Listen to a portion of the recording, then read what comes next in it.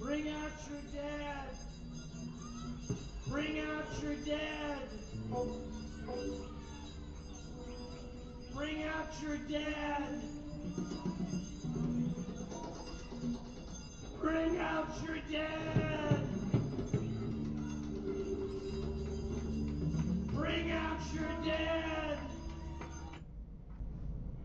Okay, now that the dead are brought out, let's see how they're affecting our lives today with the conditions that fostered the American Revolution. Okay, so learning objective 1 is discuss the nature of the American Revolution. So there's going to be 5 parts to this that we're going to look at. So a little bit of introduction before we get to those 5 parts. One thing we want to dispel is this idea that, as this picture conveys, that the revolution was this result of gallant, courageous leaders coming together who were tired of paying taxes from the tyrant king. Certainly that is part of the story, but there are important factors that led to this event that is going to begin in 1763, the Revolutionary Era, and continue all the way through 1776 when war breaks out until independence is finally achieved. So we're going to be looking at these 5 factors throughout this lecture series. So it's really important that the American Revolution was a more of a process rather than an event that started with the House of Burgesses of 1619 and the Mayflower Compact of 1620. So the 2 lectures that we looked at with the development of slavery and salutary neglect in the last unit.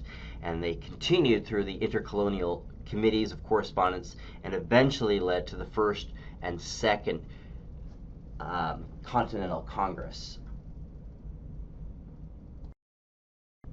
So what we want to keep in mind that it's important to understand that the American Revolutionary War was fought to preserve what the American Revolution as a process had completed by 1776. And what we mean by a process, just the time frame from basically 1607, the founding of Jamestown, all the way up to 1763, when tensions begin to erupt between Great Britain and its American colonies. So to highlight this, let's look at a historical figure, Dr. Benjamin Rush, a patriot from Massachusetts, who expanded on John Adams' quote that we had looked at before in the previous lecture concerning the Revolution. So what he said is, there is nothing more common than to confound, which means to confuse, the terms of the American Revolution with those of the late American War. He's referring to the Revolutionary War. The American War is over, but this is far from being the case with the American Revolution. On the contrary, nothing but the first act of the great drama is closed. And what he means by that simply is just that the powerful rhetoric of the Revolution, coming from sources like the Declaration of Independence or Thomas Paine's Common Sense, and there's the rhetoric of the propaganda that was used to, and which we'll look at in the next lecture, used to foment revolution, is going to unleash expectations and begin to undermine established hierarchies, right? And so phrases like all men are created equal, obviously for the people who drafted that, for the people like in Thomas Jefferson's class, all men was a very limited source of people. But that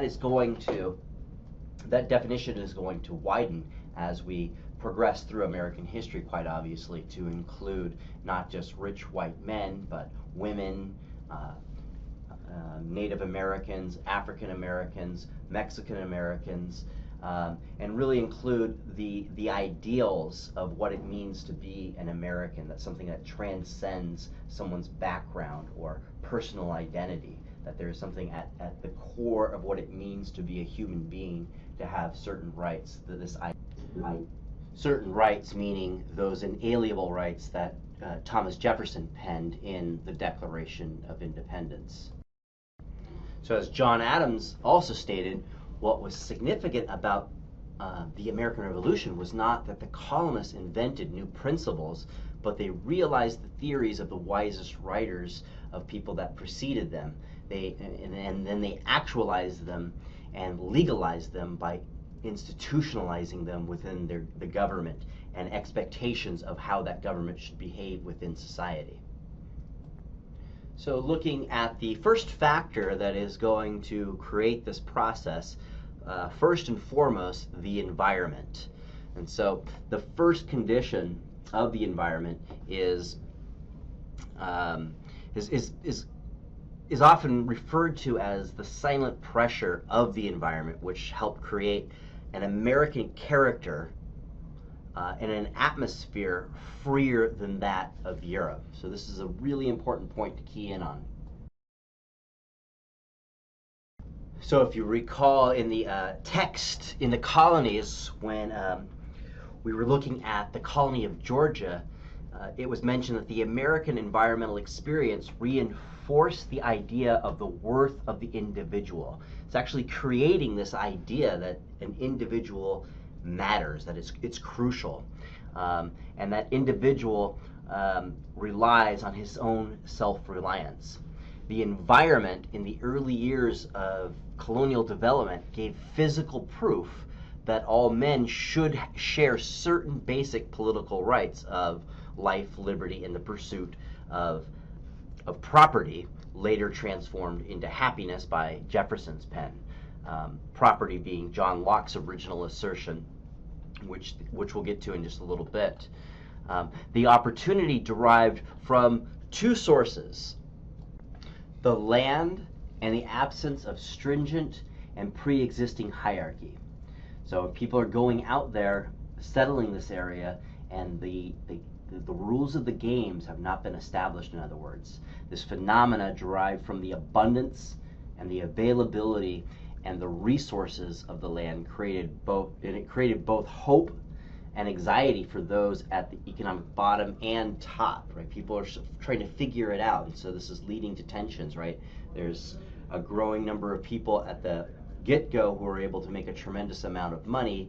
Those that are coming a little bit later, who are at the bottom, are trying to emulate that, and this is all being still sorted out. But it's creating this idea that if you have the gumption and if you have the energy, you can take advantage of the environment that is rich and, again, in abundance within the vacuum of pre-existing hierarchy. So during the late 17th and early 18th centuries, an important internal transition was taking place within each of the colonies. So it was a metamorphosis, was a change from the colonies to provinces. And what I mean by that is this virtual shift from colonial to province was motivated by the need of the political and economic colonial elites to create stability in society that would later be based on class and race. As we looked at when we were looking at the development of slavery, that was what that process was, right, with Anthony Johnson in particular. So you had a moment where anybody like an Anthony Johnson could make it, and then as his time came to an end, there were other people that were competing for those same resources that created the hierarchies that are necessary within a class-based society and later a race-based society, right? So this transition did not move at the same pace in every colony, so that's important to understand. And it was influenced by the common denominator of social instability. So with the absence of English-imposed hierarchy, right, which was a phenomena of salutary neglect, the silent pressure of the environment facilitated the historical trend of self-government, or, again, salutary neglect. So in the early years of colonization, the unstable environment provided for a great deal of social mobility. But even more important, it also provided for a tremendous amount of anxiety in all colonists regardless of their social and economic positions. So these anxieties were caused because the colonists faced an unsettled present and thoroughly unpredictable future.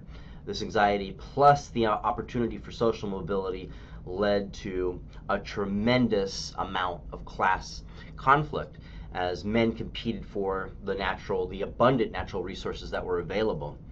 As we saw in the previous lecture of the development of slavery in the 1670s, when we get to 1676, Bacon's rebellion is the result of this lack of hierarchy amidst this basically free-for-all in the absence of hierarchies. So the result of Bacon's rebellion created an opportunity for the governing elite of Virginia to establish hierarchy based on class, yet masked by race. So that's really what's significant about Bacon's rebellion and what is leading towards this change within American society from its original inception as an English colony. So again, the common assumption during the formative or colonial period, the early colonial period, again, due to the abundance of resources and a lack of established hierarchy, the assumption was that anyone with talent, regardless of background and origin, could attain a position of influence and power, again, like Anthony Johnson. However, as the relatively fluid social structure of the 17th and early 18th centuries became immobile, the tensions mounted even more between the different classes as they were striving to protect what they had or to advance their economic and political power against a continually and increasingly stingy environment, right? As more people are moving, it's getting more and more difficult for people to make it from the bottom. For example, indentured servants aspiring to become yeoman farmers characterized the 1670s. Slaves confined to perpetual bondage characterized the 1720s. Small planters held a reasonable hope of becoming large planters in the 1670s, but by the 1720s, this hope was diminishing rapidly in many colonies.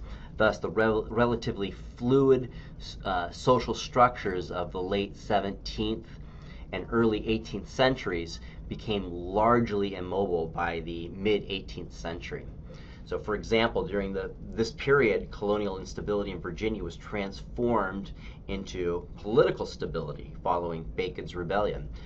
The desire for colonial political power was transformed into a triumph of provincial political power. With the stabilization of political power, the social structure became clearly defined, frozen at the bottom by the influx of slaves, and frozen at the top by the final emergence of a provincial elite who were not easily persuaded to accept new members into their exclusive circles, obviously, right? I mean, this happens today, right? It's very difficult to get wealthy in this country, obviously, and if you're in a poor community in this country today, it's very difficult to break out of that poverty cycle. So by 1763, in all of the colonies, the pattern of provincial society had been set, as the social structure transplanted from England was replaced by an indigenous provincial one that was relatively self-governing in nature. So again, it's this silent pressure of the environment that created first this opportunity for those that were first there to get to take advantage of the abundance of resources, absence of established hierarchy. As that class of people settled in, they don't want to lose it. And because you had that lack of established hierarchy, meaning it was a free-for-all for everybody, those that were there before that set themselves up as the landed elite in the various colonies are going to establish their own set of hierarchy within society. And so what's significant here, to wrap this all up, is that by 1763, when England is going to start hammering down relatively for the first time its colonial order, its imperial order over the colonies. Those provincial elites, those provincial societies that developed, aren't going to have anything of it, right? They've got their own kind of piece of the pie within the colonies, and they're not willing to share it with anyone, let alone the British Empire, when they're wanting to set things straight, which we'll get to in a little, which will unfold a little bit more as we get into later lectures.